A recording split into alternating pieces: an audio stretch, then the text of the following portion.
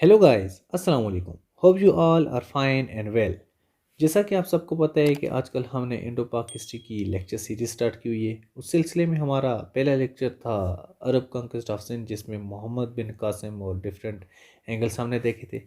तो उसी सिलसिले में आज का हमारा सेकंड लेक्चर है the empire of Mahmud Ghaznavi. इसे गजनी एम्पायर भी बोलते हैं, गजनवी भी बोलते हैं, और महमूद गजनी भी बोल लेते हैं। ठीक है, तो इसी सिलसिले में हमारा ये लेक्चर है। इसमें हम सबसे पहले इंट्रोडक्शन देखते हैं उनका, गजनवी एम्पायर का।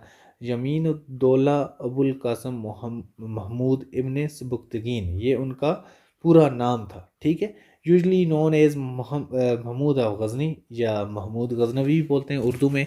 Was the founder of the Ghaznavi dynasty ruling from 997 to 1030। ठीक, 1030। At the time of his death, his kingdom had been transformed into an extensive military empire which extended from northwestern Iran to the Punjab in the India. ठीक है, some Indian subcontinent, Khwarazm in Transoxiana and Makran. ये जो area आ जाता है पाकिस्तान के साथ साथ आप अफ़गानिस्तान को मिला लें, ईरान को मिला लें, ऊपर की जो सेंट्रल एशियन जो रियासतें हैं वो इलाके मिला लें, तो ये सारा एरिया आ जाता है। ठीक है, तो गजनवी अम्पायर में क्या था, उसने सबसे पहले टाइटल ऑफ सुल्तान अपने लिए चुना था। ठीक है, his character, rigour, resilience, dedication, repeated attacks, his motives are debatable.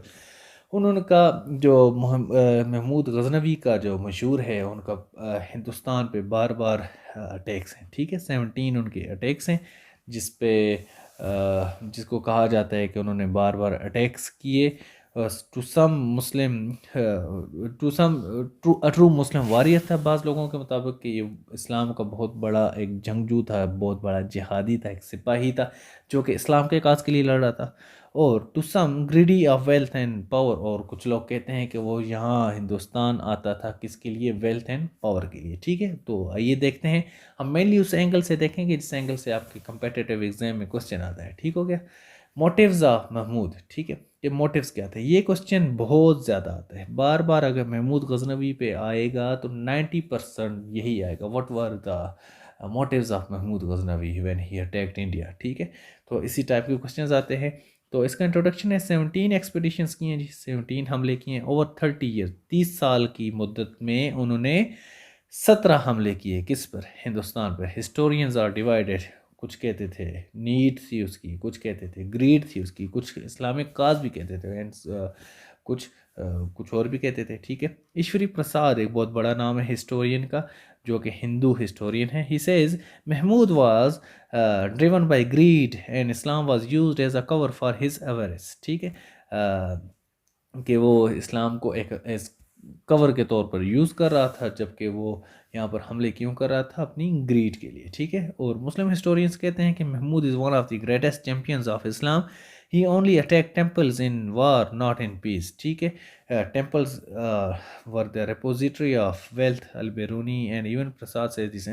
Muslim historians कहते हैं कि उसने यहाँ पर हमले किए हैं, he was the champions of इस्लाम, और उसने जो मंदिरों पर जो हमले किए हैं सिर्फ जंग के दौरान किए हैं। पीस टाइम में मंदिर जो थे उसके दौर में पुरअमन थे या पुरसुकून थे, उन पर हमला नहीं किया।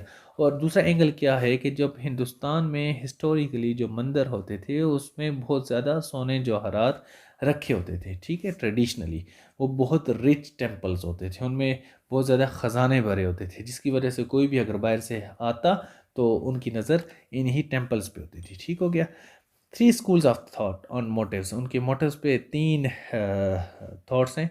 रेडर इन चीफ कहा जाता है जी, greed for gold, came, burn, killed, plundered, captured and went. ठीक है, ये बहुत बड़ी बात है उनके ऊपर। वो आया, जलाया, खाया और लूटा, मारा और भाग गया। ठीक है, या वापस चला गया। According to some, one of the greatest champions of Islam, spread Islam, purge idolatry. कुछ कहते हैं कि वो इस्लाम के लिए आता था, यहाँ पर इस्लाम फैलाने के लिए आता था, और जो कुफर है उसको ख़त्म करने के लिए आता था। ठीक हो गया, या बुत परस्ती को, इसलिए उसके मशहूर जो है उसने जो बुत कराए थे उसके हवाले से भी बात है। और तीसरा है कॉम्प्लेक्स कैरेक्टर, वो मिक्स्ड सी एक पर्सनालिटी बताते हैं उनके बारे में, ठीक है। Different factors of his attacks. सबसे पहले फैक्टर क्या है, पॉलिटिकल फैक्टर। ये देखते हैं जब आप पे क्वेश्चन आता है तो आप उसके मोटिव्स पूछे जाते हैं तो आप मोटिव्स को ज़रा डिफरेंट डायमेंशन से लें। There were different dimensions of his motive, for example political motive, economic motive, ठीक है, या फैक्टर्स को आप मोटिव भी लिख सकते हैं वहाँ पर। पॉलिटिकल में आ गया Raja Jaipal, ruler of Peshawar, violated peace treaty previously with Amir Pukhtagin of Ghazni to not attack Ghazna, violation, betrayal, supporting enemies of sultan, molestation of sultan, Indian allies. जो राजा जयपाल था पेशावर में, इसका अमीर पुख्तगीन जो वहाँ का गजना का जो इससे पहले अमीर था, उसके साथ एक पीस ट्रीटी थी कि हम आप पे हमला नहीं करेंगे और हम आपको सपोर्ट करेंगे। उसके बाद उसने पीस ट्रीटी को तोड़ दिया, एक तरह की आप कह सकते हैं बिट्रेयल या गद्दारी की, जिसकी वजह से उसने सुल्तान के दुश्मनों को सपोर्ट करना शुरू कर दिया और इसी वजह से सुल्तान ने पेशावर पर हमला किया, ठीक हो गया। दूसरा इकोनॉमिक फैक्टर था, needed wealth for strong empire, वो एक बड़ा एम्पायर खड़ा करना चाहता था जिसमें Iran, Transoxiana, Afghanistan, India, central Asian republics, सारे एरिया को कब्जा करने के लिए उसको पैसे की ज़रूरत थी या वेल्थ की ज़रूरत थी। एस एम जाफ़र कहते हैं to finance his scheme successfully, he stood in need of money and India was a veritable Eldorado. एल्डोरेडो कहते हैं एक बहुत रिच सिटी को, जो कि एक सोने की चिड़िया समझ लें, ठीक है। ये जो कोटेशंस मैंने लिखी हुई हैं ये आपको एज अ रेफरेंस आप इनको यूज़ कर सकते हैं, इनका आप अपने पास स्क्रीनशॉट भी ले सकते हैं, ठीक हो गया। Religious factors, many rajas embraced Islam temporarily to avoid fury of Mahmud, shift back later, उसके डर से बहुत सारे राजाओं ने इस्लाम भी कबूल किया जो कि बाद में दोबारा हिंदू हो गए थे, ठीक है। Only Hindu ally throne of Gujarat, raja of Kannauj, sorry ये राजा है, ठीक है, राजा ऑफ कनौज, ठीक है। एक ही उसका हिंदू अलाय था जो कि गुजरात का थ्रोन ऑफ गुजरात पे बैठा था, राजा ऑफ कनौज, ठीक है। बाकी सारों के साथ उसकी ज़्यादातर दुश्मनी ही थी। लेकिन also many Hindu soldiers were in his army, ठीक है। वो उसके साथ साथ उसने हिंदू सोल्जर्स अपनी आर्मी में भी रखे हुए थे। ये भी फिर एक थोड़ी सी कॉम्प्लेक्स सिचुएशन आ गई, एक तरफ से दुश्मनी, दूसरी तरफ से उनको अपने साथ भी रखा हुआ था। अब देखते हैं इसी में रिलीजियस फैक्टर में ही उसका सब हेडिंग आ गई, एक्सटाइपेशन ऑफ आइडोलेट्री। ईश्वरी प्रसाद कहता है वेल्थ नॉट टेरिटरी, आइडोलेट्री और conquest were his objectives, once accomplished he cared for none, आता था पैसे के लिए, बाकी उसके लिए कुछ भी मैटर नहीं करता था। Only those temples invaded and broken those idols which had treasures of wealth, ठीक है। अब एक बात यह है कि वो पीस टाइम में हमला करता था, सॉरी पीस टाइम में कुछ नहीं कहता था, वार टाइम में हमला करता था टेम्पल्स पे।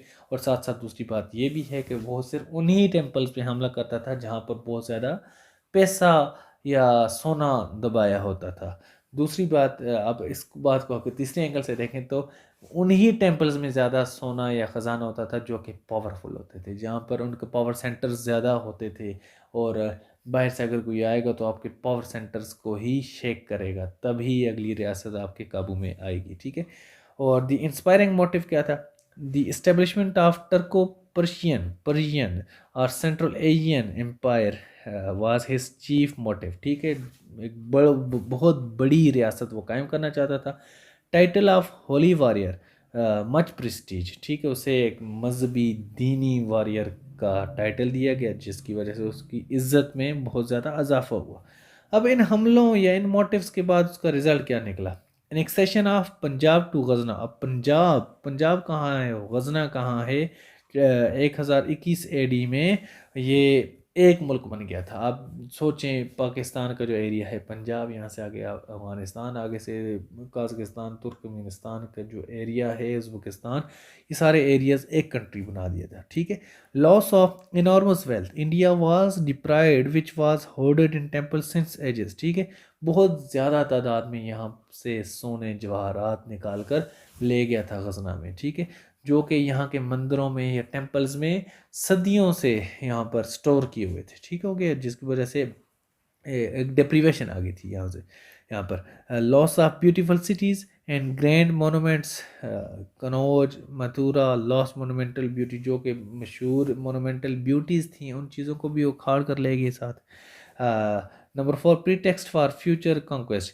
Because of him, Punjab considered province of Ghazna opened way for Ghori. अब सबसे पहले ये आया था, ठीक है। उससे पहले जो हिस्ट्री में हम देखते हैं, रिकॉर्डेड हिस्ट्री में, अरब ने हमला किया था। मोहम्मद बिन कासम ने ये साउथ से, ठीक है, ये अगर पाकिस्तान है तो यहाँ से मोहम्मद बिन कासम ने हमला किया, ये ऊपर ऊपर को आया था। लेकिन ये जो महमूद गजनवी था वो यहाँ से आया था। ये आपको दरा खैबर का इलाका है, इस इलाके को आप ले, अफ़गानिस्तान से अगर वो एंटर हुआ था और इस इलाके को उसने अनेक्स कर लिया था। ये तो पंजाब का एरिया है, पूरी एक रियासत कायम हो गई थी। तो ये एक गेट ओपन हो गया था किसके लिए? फ्यूचर वॉरियर्स के लिए, जो कि एक महमूद गजनवी के बाद जो है गौरी का जो दौर है, जो हम नेक्स्ट लेक्चर में देखेंगे, उसके लिए एक डोर ओपन हो गया था उनके लिए कि पंजाब भी कोई इलाका है जो कि हमारे साथ एनेक्स हो सकता है, ठीक हो गया। और इसके बाद आप हिस्ट्री में देखें, सारे ही तकरीबन जो वॉरियर्स हैं वहाँ से ही आए थे, ठीक है। Exposure of India's weakness, great temptation for Muslim rulers, ठीक है। इंडिया की कमज़ोरी उन पर अयां होगी और यहाँ का सोना जवाहरात और यहाँ की वेल्थ भी उन पर अयां थी, जिसकी वजह से उनके लिए एक बहुत बड़ी टेम्पटेशन थी मुस्लिम रूलर्स के लिए उस इलाके की कि वो यहाँ आए और हमला करें। Cultural effects, two great civilisation Islam and Hinduism came in contact, Islam saw many new मुस्लिम, ठीक है। इसके साथ साथ कल्चरल इफेक्ट तो होना ही था, वहाँ के लोग जब आए यहाँ पर उन्होंने हमला किया या हुकूमत कायम की, तो यहाँ के लोग भी काफ़ी सारे मुसलमान हुए। अब कंक्लूजन क्या है, हम पेपर पॉइंट ऑफ व्यू से कंक्लूजन देखेंगे, ठीक है। वैसे तो हिस्ट्री में तो इवेंट्स होते हैं, लेकिन क्वेश्चन में आपके इवेंट्स नहीं पूछे जाते। कंक्लूजन क्या है? प्योर पॉलिटिकल इन्वेंस थी, ठीक है, जो हमने पॉलिटिकल फैक्टर देखा था, प्रोडक्ट ऑफ टाइम था, no much religious for finances, India was Eldorado during peace time, ठीक है, ये नॉट होगा, नॉट मच रिलीजियस, ठीक है। पॉलिटिकल था लेकिन ज़्यादा रिलीजियस ये फैक्टर नहीं था। इंडिया वाज चैरिटेबल एल्डोरेडो, जो हमने पीछे देखा था, वो हो गया सोने की चिड़िया वाली बात। Two contrasting factors, he attacked only wealthy temples, ठीक है, जो मैं डिस्कस कर चुका हूँ। He never attack them during peace time, ये बहुत बड़ा कंट्रास्ट हो गया कि वो वैसे तो हमला करता ही नहीं था, लेकिन जिन पे हमला करता था वो होते ही अमीर थे। तो ये जो सारी बातें हैं, ये उसका एक बड़ा मल्टी डायमेंशनल किस्म का कैरेक्टर था, किसका? महमूद गजनवी का, जो कि हमने इस लेक्चर में देखा। हमने सिर्फ वही एंगल देखा या उसी एंगल से पढ़ा जो कि पेपर में आता है, आपके CSS PMS में, हिस्ट्री के पेपर्स में, तहसीलदार हो गया, एक्साइज एंड टैक्सेशन का जो सब्जेक्ट पेपर होता है, इन चीज़ों में अगर इन पे क्वेश्चन आ जाए तो इसी एंगल से आता है, ठीक हो गया। तो हमारा ये आज का टॉपिक कंप्लीट हो चुका है। मिलते हैं नेक्स्ट टॉपिक में, जो कि हम गौरी के हवाले से पढ़ेंगे। तो इंशाल्लाह तब तक के लिए अल्लाह हाफिज़।